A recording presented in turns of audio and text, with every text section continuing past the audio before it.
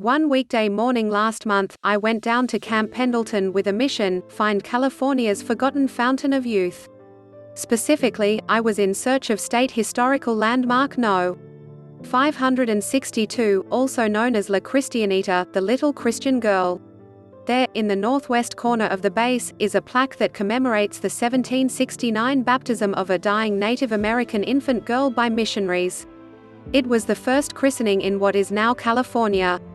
La Cristianita was celebrated as a foundational moment in our history for generations, a metaphor for the myth that Europeans transformed this land from wilderness into Eden.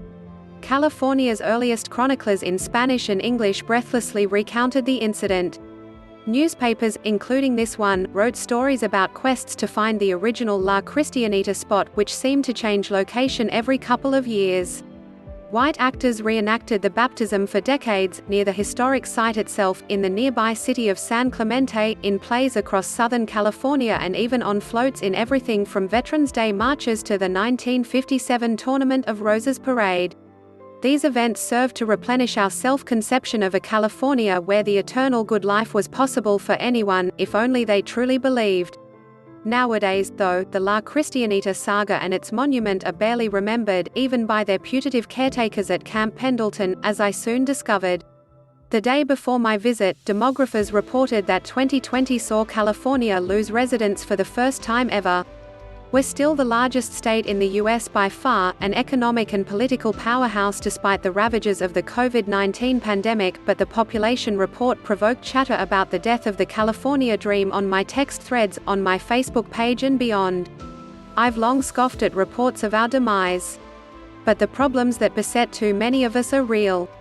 Housing instability, climate change, endless drought, economic inequity. A disease that's slowly wiping out our beloved citrus trees. Are we facing the end of California as a dream? As the dream?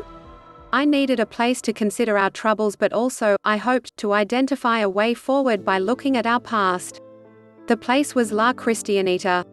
But first, I needed to get there. On this fact-finding journey, Lance CPL. Andrew Cortez would be my attaché for the day. We met at the San Onofre gate just off the 5 freeway, where he set the rules of engagement for my pilgrimage: follow him at all times. No comments on the record. Otherwise, let's go. In separate SUVs, we drove through Camp Pendleton in what seemed like a Marvel Cinematic Universe trip through quantum realms.